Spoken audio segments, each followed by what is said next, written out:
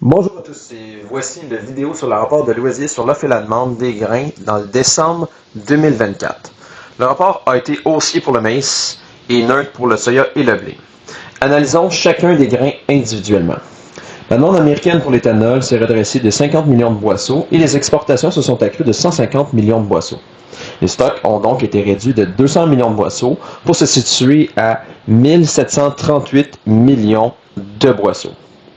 Le prix moyen est resté identique à celui du mois passé, c'est-à-dire à 4,10 $ US le boisseau.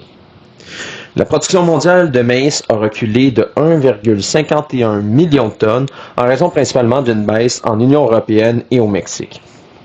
Les importations chinoises ont de nouveau diminué, cette fois de 2 millions de tonnes pour se situer à 14 millions de tonnes, tombant ainsi à la 4e place des plus grands importateurs de maïs dans le monde après le Mexique, l'Union européenne et le Japon. Les stocks mondiaux ont chuté de 7,7 millions de tonnes. L'offre et la demande du soya aux États-Unis sont restés identiques à ceux du mois passé.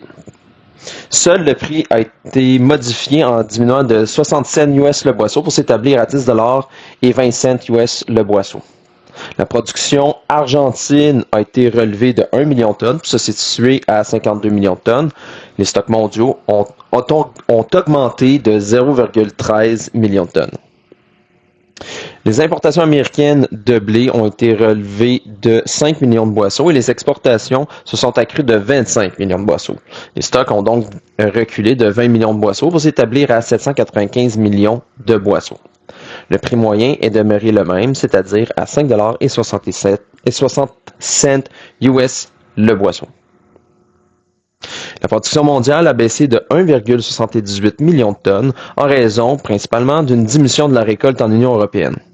Les exportations russes, elles, ont été réduites de 1 million de tonnes en raison de l'imposition de quotas d'exportation.